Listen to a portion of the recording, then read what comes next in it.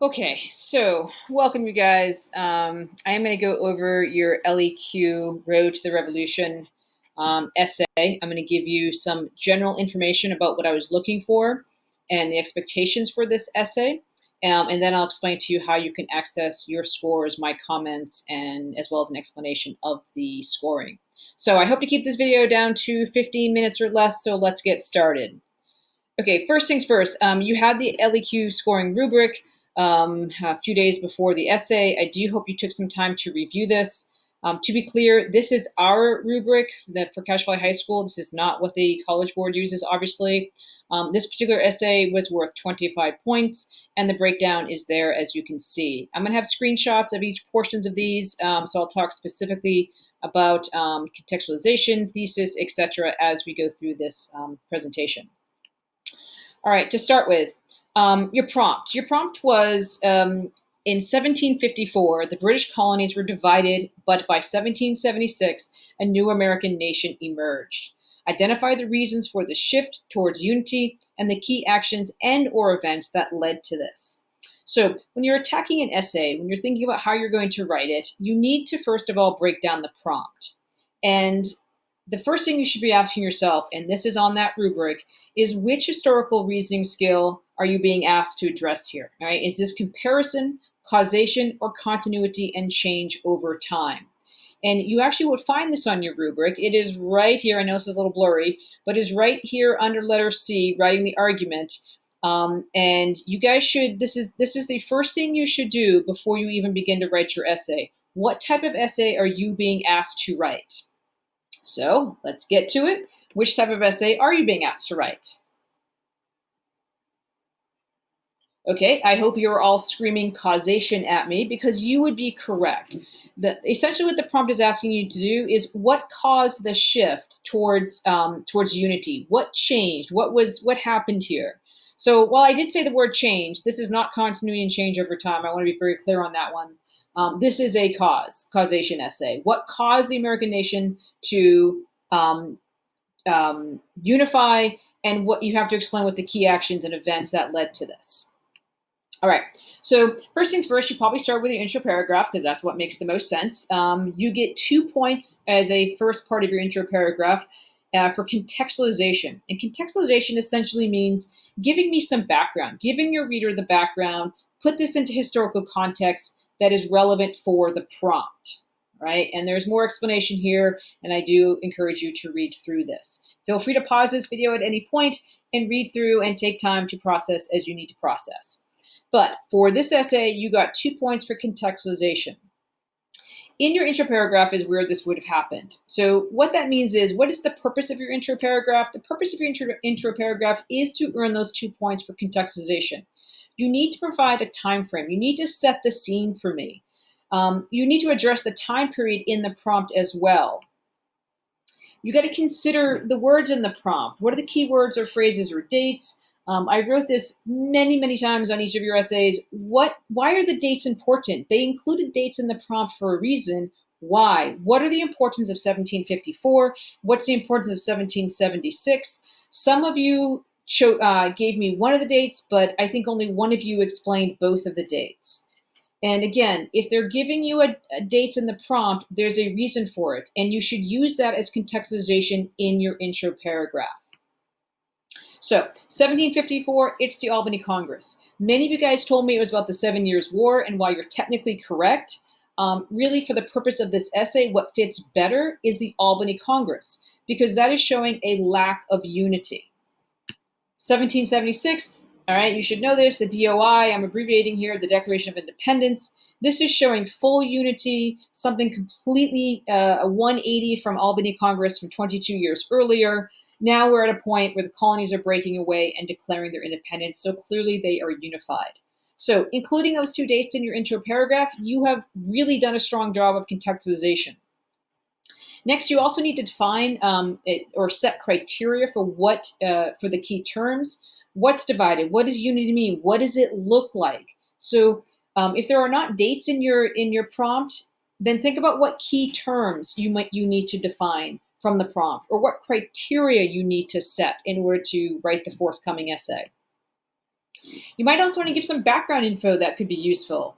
For contextualization purposes in the intro paragraph, and again, I want to be very clear, this is just in the intro paragraph. Consider using information from the 30 to 50 years before the time period you are writing. So please don't go back for Jamestown, Virginia for this essay. That would be way out of the time period. But what would have worked here is absolutely the Molasses Act, salutary neglect. It's completely setting up what's going to happen very soon with the acts you're going to write in your body paragraphs. Right, the Molasses Act wasn't enforced. They used salutary neglect versus by the time the end of the 7 Years' War comes around in 1763, Great Britain is passing all of these actions and now strongly enforcing them. So using those two terms and definitions and setting up contextualization would have earned you a full 2 points for this essay. What not to include in your intro paragraph, and this is a mistake some of us made, it is not a place to start providing evidence for your thesis. All right, your thesis hasn't even been written yet, so how can you provide evidence for a thesis that's going to be at the end of the paragraph? So I should not have been reading about the Sugar Act, the Stamp Act, the Tea Act, or whatever. That stuff should not have been in your intro paragraph. So the three more points are going to come from your intro paragraph, and that is specifically your thesis. And it needs to respond to all parts of the prompt with a historically defensible thesis or claim that establishes a line of reasoning. I said this the other day, if you do not have a strong thesis, then your paper is really going to flounder because your body paragraphs will have nothing to defend. So your thesis is your most important sentence or two in your essay. And a thesis can be multiple sentences. It doesn't have to just be one. It can be 1 to 3 sentences. So let's talk about your thesis. First and foremost, it should be located at the end of your intro paragraph after you have set up your historical context forming, your contextualization. It should be the last sentence or two in your intro. And I did encourage you, and I think everybody did this, so thank you. You should underline your thesis statement because anything you can do to help your reader understand which one is your thesis really helps a lot. And you're going to want to do this on May 6th or whenever the exam is. You're going to want to do that as well. I strongly encourage my students to underline their thesis for their reader when they go to read them in June and July. Next, your thesis, and I said this earlier, has to directly address the prompts and all parts of the prompt. There's actually 2 parts to this prompt, not just one. So your thesis had to address both parts. For this prompt, I would have really wanted to see the word unity because that is what you're trying to prove here. How were the colonies unified by the time 1776 rolled around? So if the word unity or something along those lines was not in your thesis, I really questioned why, because that's what you were trying to show is how the colonies were unified. Do not use specific examples in your thesis. Some of you guys did this, and I know it was encouraged last year in world history for you to do that. And it's not necessarily a bad thing to do sophomore year, but as you learn and grow and develop and evolve as a writer, your writing skills also have to evolve. And so for this year, for AP US History, please do not use specific examples in your thesis. When you do that, it just locks your essay into just using those examples. That's it. You can't bring anything else in. The College Board finds it to be really simplistic, and it's a bad idea. Please don't do it. Okay, next we're going to move on to our body paragraphs and where your points come. This is where the bulk of your points came from in this essay. I actually skipped over letter B and I went directly to letter C. I'm going to come back to B in a moment, but I'm looking sort of broad picture here.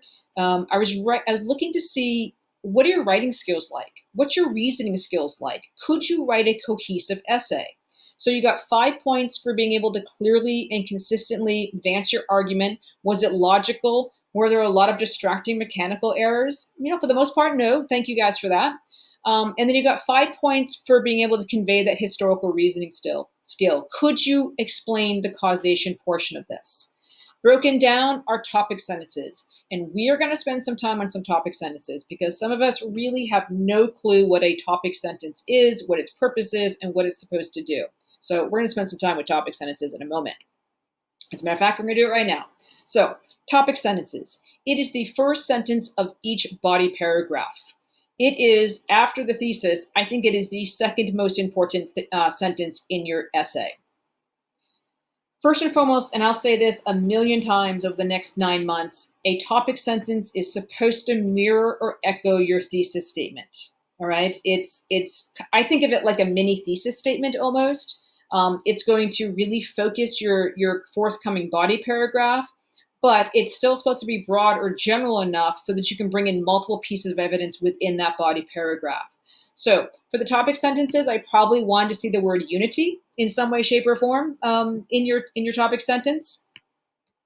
Do not use a specific piece of evidence. And this was probably the most common mistake made in your topic sentences. When you do something like this, when you provide me a topic sentence such as, the Tea Act was the reason the colonists unified against the British government, that in of itself is not a bad sentence. As a matter of fact, that'd be a really good body paragraph sentence. But if it's your topic sentence, the only thing your paragraph can be about now is the Tea Act, and that's it. So when you use an example, you are locked into that one example, and you can't do that with a college level essay. You've got to be able to bring in multiple pieces of evidence for one body paragraph. So please stop giving me examples in your topic sentences. Okay, next is your argumentation and the use of the evidence in the body paragraph once you've written your topic sentence. So what I'm looking here for 5 points is you provide specific examples of evidence relevant to the topic of the prompt, all right? And you guys were able to do that. Some of you guys had some fantastic pieces of evidence. I think there was only 1 or 2 of you that went off topic, and I was like, ooh, this doesn't fit here. You're going off topic here. So for the most part, nice job with that. The second part, and I will also say here, it's not just providing specific examples, but it's plural. How many examples are you including? If you only had 2 examples in your whole essay, that was a problem. I was looking more for like 4 to 6 pieces of evidence. Next, for the next 5 points, that evidence supports the thesis or claim because you're able to sort of explain why those actions why that evidence caused unity. This will make more sense in just a moment. So let's look specifically at your body paragraphs. This is really your opportunity to shine and to show me what you have learned, right? You've got the content, it's there. Now you've got to formulate an argument to support your thesis. Next, your body paragraphs should be about your topic sentence. I've already mentioned that. So if you've introduced something about the British actions that led to unity, I should be reading about the British actions that eventually led to unity. So I have an example here. In order to reduce debt caused by 7 Years' War, the British government imposed acts and taxes that led to resentment among the colonists and eventually drove them to actions that led to a unified America. All right, that is actually one of your topic sentences from one of your essays. It's a pretty good topic sentence. Nice job here. All right, it may sound like they have a specific example, but they don't. They're actually providing me a little bit of background about why the British imposed the actions. But what I'm going to read about is the different actions and taxes that the British government took, and then connecting it to the unification of America. So, examples that could be in your paragraph, you had a whole slew of examples. Any of the British actions or taxes you could use. Sugar Act, Stamp Act, Tea Act, Coerce, you name it, you could use it here. Each body paragraph, and I mentioned this earlier, should have 2 to 3 pieces of evidence. Some of you guys got locked into just writing about the Stamp Act, body paragraph number 1. Second body paragraph, Tea Act, done, your essay was over, all right? You have, I don't know how many pieces of evidence we're going to get to in a second, but you have to use at least 2 to 3 pieces of evidence per body paragraph. The mistake some of you guys made and why you felt like, but I had it was really long. Sure, it was long because what you ended up doing was explaining what the Stamp Act was to me. That's not what I need you to do. I know what the Stamp Act is, or what it was. I need you to prove to me that the Stamp Act was a unifying force for the colonists. I don't need you to tell me what the Stamp Act is about. Next, and this is really important, especially when you have a causation essay and because there are dates in the prompt, and I think everybody did this. This was not an issue in this particular essay, but you have to use examples that are specifically within the date range. If you go outside of that date range, and this is probably for later essays, but if you go outside of that date range, then I cannot give you points for supporting evidence because you've got to stay within the dates. All right, your analysis and reasoning. So the British actions was only one part of this prompt. And if that's all you told me about, you only got half the points for the analysis and reasoning part, because you gave me the examples, but you didn't do the second part, which was how did the British actions, how did it lead to unification? So you have to introduce your evidence. Once you've introduced it, like say hypothetically the Stamp Act, you next need to explain and connect how those acts or taxes led to actual unity. For example, and this is a screenshot from your essay. I downloaded your essays as PDFs, and then I used the Apple Pencil to grade, so I really hope you can read my handwriting. But this is a screenshot from that I wrote on many of your essays. Many of you used the Stamp Act. Fantastic. That's a great piece of evidence. But you didn't do the second part of the prompt. How did the Stamp Act that the British passed, how did it lead to actions of unity in the colonies? It led to these 5 things: protests and riots. The Sons of Liberty were formed. Boycotts. Some of you guys even went so far as to tell me that women led the boycotts. Nice job. It led to the Stamp Act Congress. And then finally, after those 4 actions of unity, they were successful. They got the Stamp Act repealed and the Declaratory Act. So to fully write an effective essay here, you needed a piece of evidence, and then you had to show me how it led to acts of unity. All right, so things you could have used, and I'm just going to cruise through this because there's a lot of options for evidence here. But Stamp Act I've already used, but I did want to come back for a second. Some of you guys threw out the phrase taxation without representation. You're like, oh wow, that's great. That's a great little quotation there, fantastic. But then you never actually explained it to me. Like, how does it include it? There's no real connection. I didn't know what you meant by it. I mean, I did know what you meant by it, but you never actually told your reader what you meant by it. Next, so in terms of the just some general things about the body paragraphs, I've already explained bullet point number 1. Bullet point number 2, your closing sentence is probably the 3rd most important sentence in your essay. You need to either connect your information back to your thesis, or you need to introduce your next paragraph. Another common mistake that you guys made, and I like to affectionately refer to this as sometimes you just throw up on your paper. And by that, I mean, you just write down everything you know. But then it's just a laundry list of evidence. You start storytelling, and then you go away from the actual prompt, excuse me, and your argument. All right. Some common mistakes made across your essays was there was just a lack of depth or explanation in your body paragraphs. You just did not go far enough in connecting it to the actions of unity. You would use a piece of evidence, but like I said, there was no explanation. What did unity look like? Okay, well, what caused the anger that led? Here's the evidence you guys could have used, and I'm just going to go through this pretty quickly. So any of these pieces of information would have worked. Proclamation. The Sugar Act, they started to organize. They started to smuggle. That's an act of unity. The Currency Act, all right, they started to issue their own paper. They're being unified. Now it's revoked. Now that they realize Parliament doesn't care about them. Stamp Act, I already covered. Quartering Act, colonists refused to comply, an act of unity. Townsend Act, boycott, smuggling. Sons of Liberty start distributing illegal items. Boston Massacre. Propaganda used to unify the colonies. The Committees of Correspondence, which while technically is not a British action, it is an excellent example of colonial unification through communication. The Gatsby Affair, which nobody wrote about, that was from your textbook. No attempt to hide the identity, that was off the coast of Rhode Island if you want to go back and take a look at that. The Tea Act, the Coercive Acts, the First and Second Continental Congress. All right, this is such an important act of unity. They are actually meeting for the first time in the First Continental Congress, all except Georgia. Right, this is coming full circle from the Albany Congress back in 1754. The battles of Lexington and Concord, they're actually rising up in defense of their rights as Englishmen and fighting the British Army. All right, and then finally, the Olive Branch Petition, which of course led to 1776 in the Declaration of Independence. All right. So, finally, in terms of this, some common mistakes here. The Tea Act is a tax on tea. What's wrong? You are not 280 years old. Please use past tense. You guys actually did a pretty good job with that. Thank you. You did not live through this. If you did, I want to shake your hand. What's wrong with this one? The British government put a tax on tea called the Tea Act.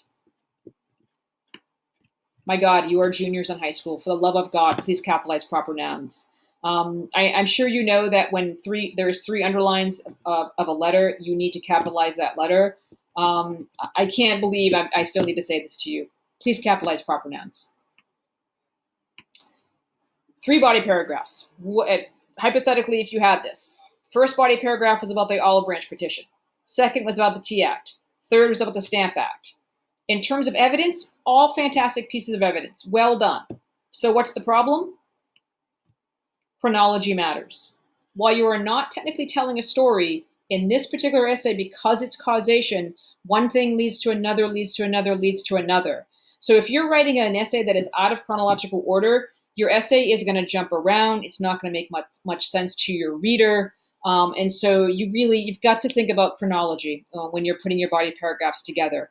And chronology within the body paragraphs as well. So if you have multiple, and you should have multiple pieces of evidence in your body paragraphs.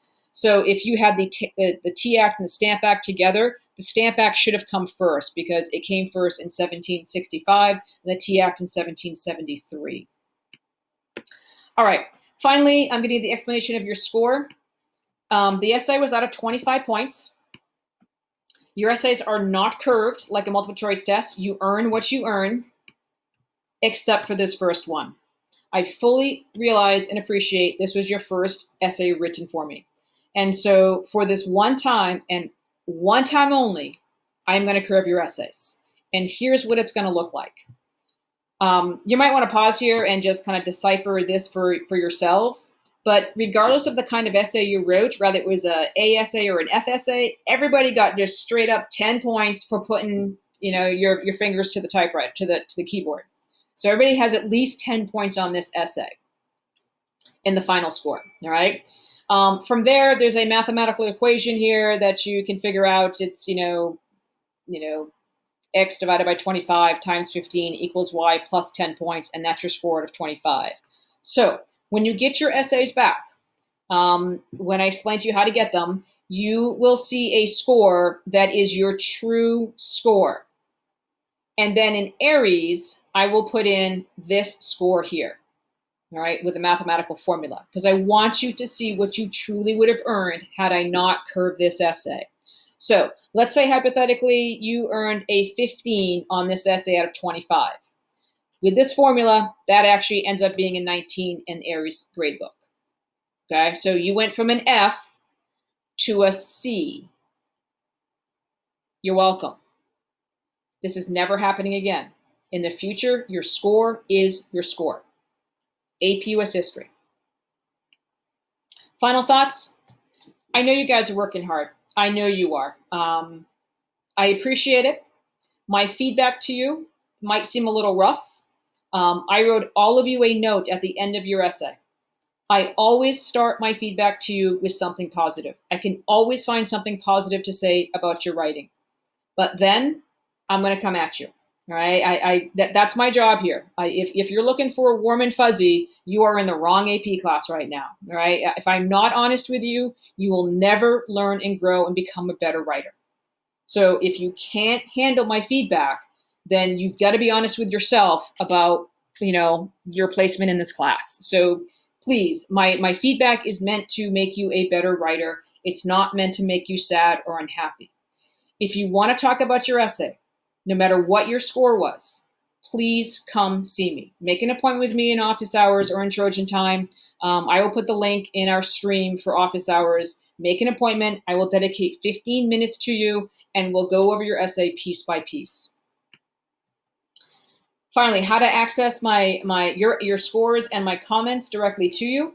Again, I said I made it into a PDF and use the Apple Pencil. And again, if you can't read my chicken scratch, and sometimes I was a little tired, I graded 30 essays in about 19 hours. So my handwriting got a little bad at the end. So if you can't understand my comments, please let me know. I will release your score in Google Classroom once you've watched this video. You got to watch my video. You will find it, and I just happened to use Brooke. Brooke, your name was open. This is not about you at all. I just wanted to show you that when you guys go into Google Classroom, this is the essay that you typed as a Google Doc, and you'll find my comments in the PDF right here. So just click on this, and you'll see my comments. And as I said to you guys, I wrote this to every single one of you. I know you're working hard, and I want you to keep working hard. All right. Thanks for watching, you guys.